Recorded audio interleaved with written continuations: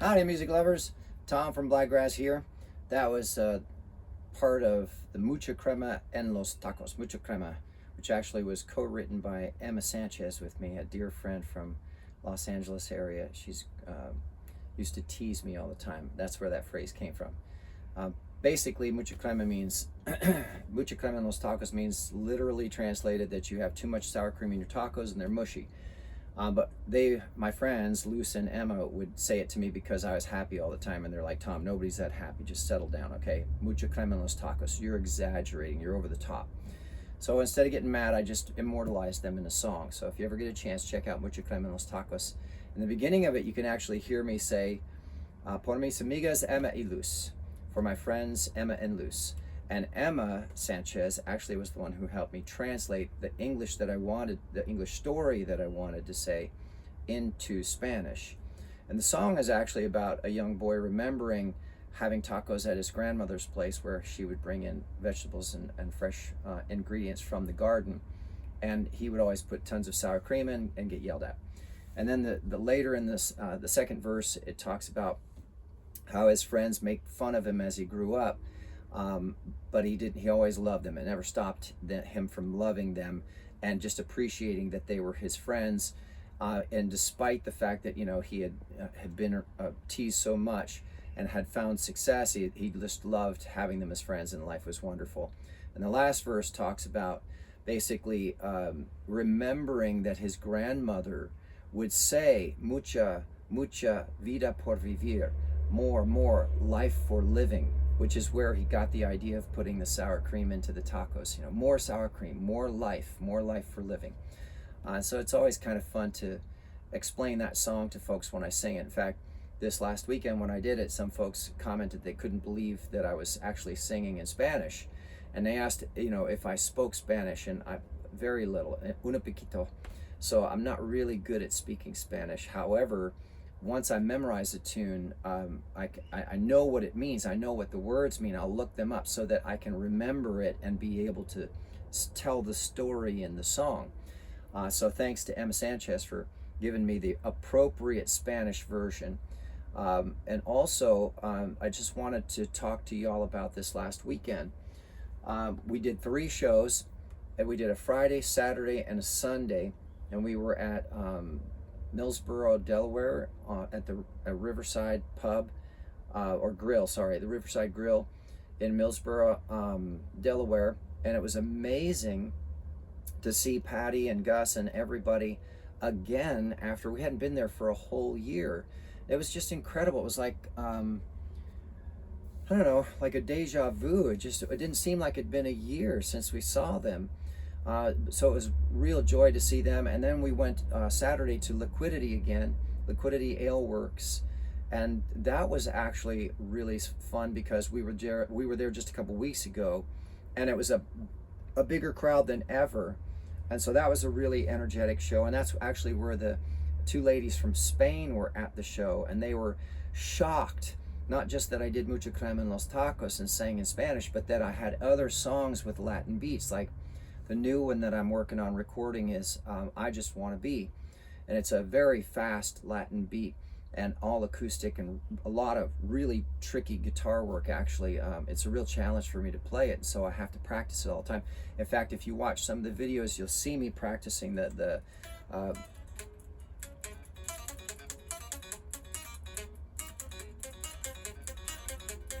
trying to get that part right.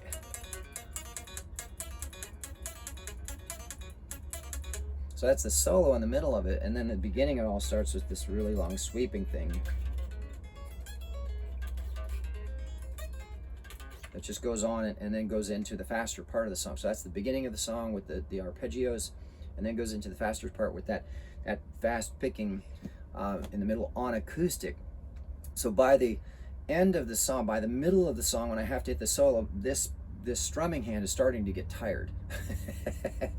But anyway, it was really cool because they caught all those influences and they were so impressed, and it was so much fun to have people really kind of dissect my music in a way that doesn't always happen. A lot of folks enjoy it. In fact, it's always enjoyable, but they don't take it apart and go, oh, I noticed that you did this, or I noticed that you put this in there. And that's really satisfying, because anytime I write a song, I always try to hide little subtle secrets of rhythm or melody or tension or release, and all the little secrets that you can put into a song that help make it more memorable or more enjoyable. And so when someone notices that you went to the trouble to do those things, it's very, very satisfying.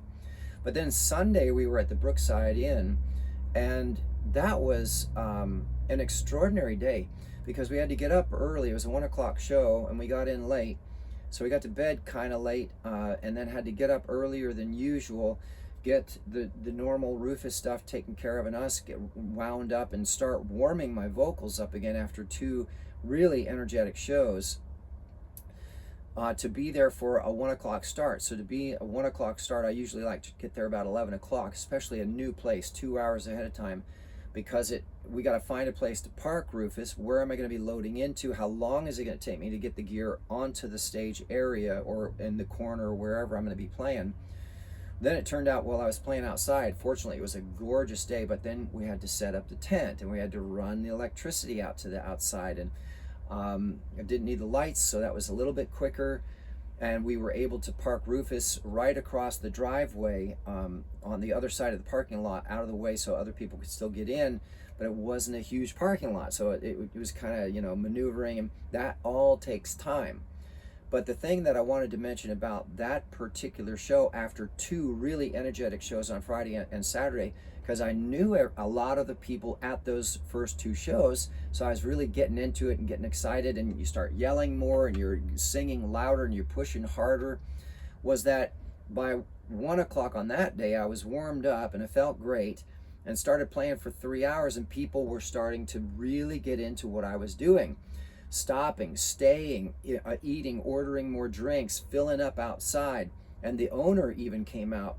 Donnie and Kara, they came out, and they were listening, and they were getting into it, and cheering people on. And I did the singing contest, and it was a huge hit. And he asked me then, as I got closer to the end of 3 hours, if I would be willing to play more.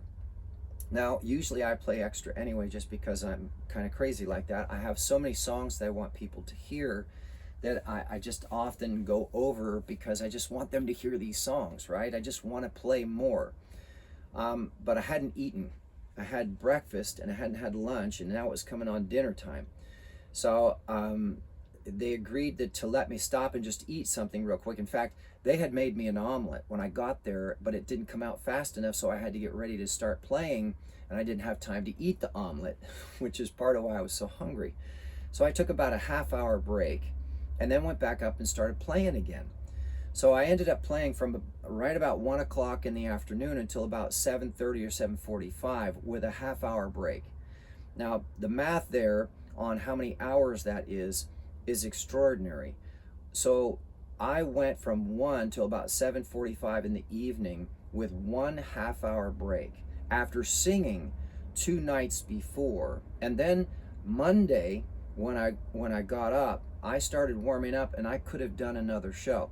So I just wanted to talk to y'all real quickly to kind of recap that. So literally I did over 3 hours on the first 2 shows, so 6+ hours there. Plus then I did from 1 to 7, 1 to 7:45, so let's just say 6 hours in one day at one place, because people were just going nuts.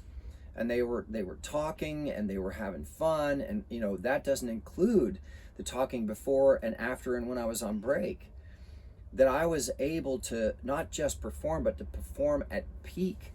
I always end the shows on a very high energy, and always keep things. I'm always going through the whole show. If you can't tell, I'm just talking to you, and I'm this animated, right? So imagine when my blood is really pumping, and the guitar and the music are encouraging me to keep going.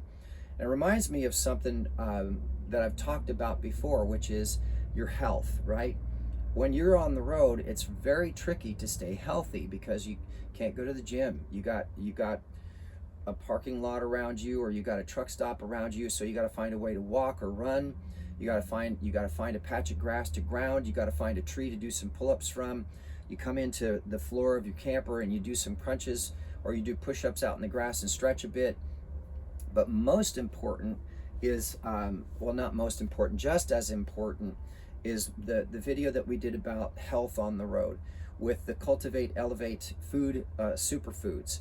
And this stuff is huge. This is a big part. This royal velvet, this is a big part of what keeps me being able to physically sing and play, because you got to imagine that when you're playing and singing, especially if you're putting energy into a show, you're stimming. Basically all of your muscles are stimming, from your feet all the way up through your legs, your hips, your back, your neck, everything, because it takes a lot of energy to play and sing and send energy out to an audience.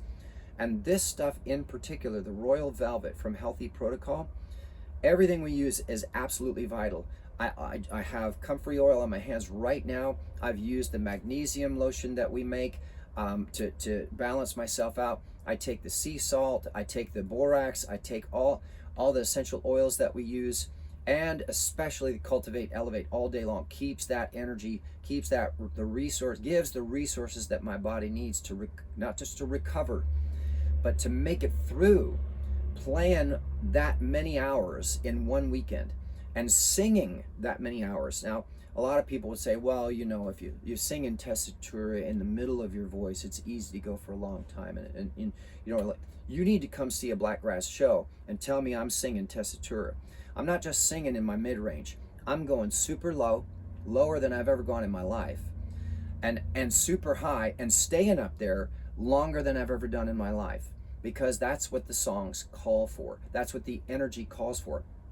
And that doesn't include the shouting and hooping and hollering in between verses or in between songs, or talking to the audience energetically and getting them engaged. So take my word for it. This stuff and the Cultivate Elevate stuff are incredible. Now, this is an extreme use case. Now, and it's funny too, because I have a friend who said he took vocal lessons from a fellow online, some kind of online lesson, right? And this guy said, it's physically impossible for anyone to sing more than 4 hours. I just did 6. And actually, when I used to be in Texas and we still had the Royal Velvet, I used to do 2 shows on a Saturday. I'd do 3 hours at Chris Madrid's in San Antonio, and then drive up to Fredericksburg and do 3 more hours, 6 hours at 1693 Distillery. So that didn't include the warm up going to Chris Madrid's, the warm down, and then warm up again from that hour drive up to play 1693, and then the warm down after the show, and the talking all in between.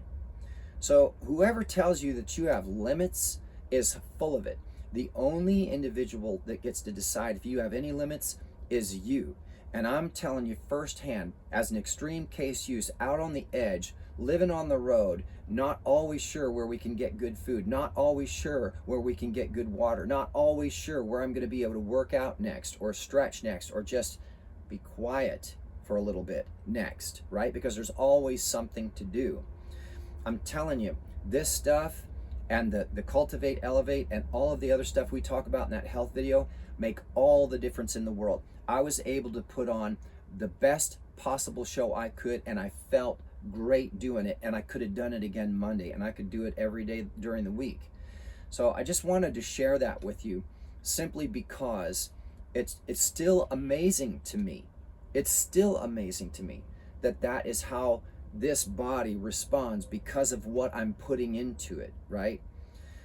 So I hope that's helpful. Well, I would add too, singing is very different on the muscles of the throat and the body and the breathing, and so is your breathing, than when you're talking to people. Talking is actually more stressful. Yeah. Talking is actually more stressful on the vocal cords than actually singing, because singing is a controlled,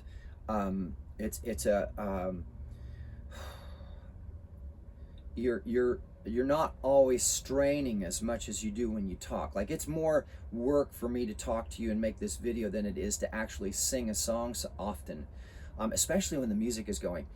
Now, there's a whole bunch of physical reasons behind that, but the thing I would focus on is the energetic idea, especially when you're in conversation with others.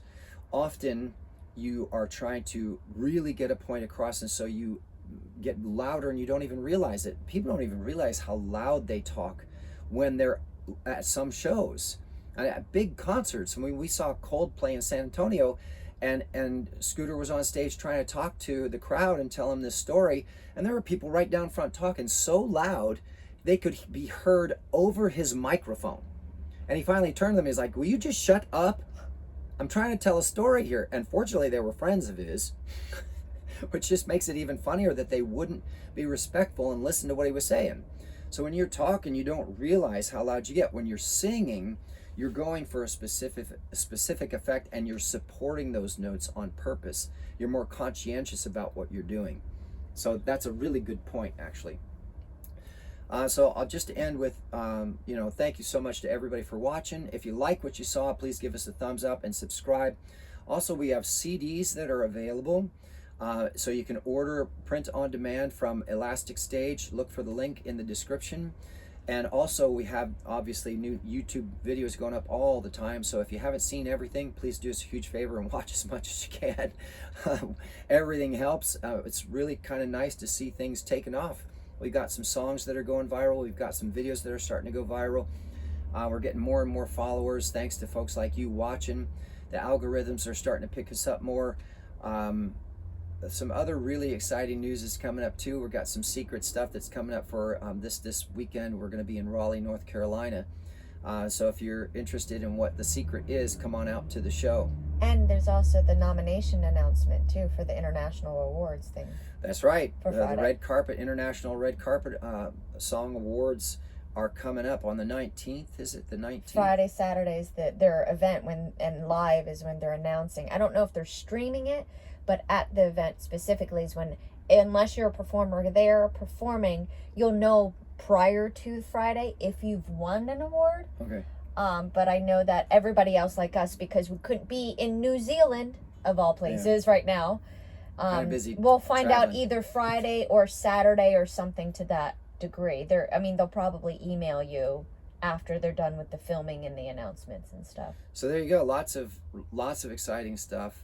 And the secret, by the way, I can give you a hint. It has to do with some really cool new merch that we're experimenting with. So hopefully we'll see you at a show, and thanks for tuning in.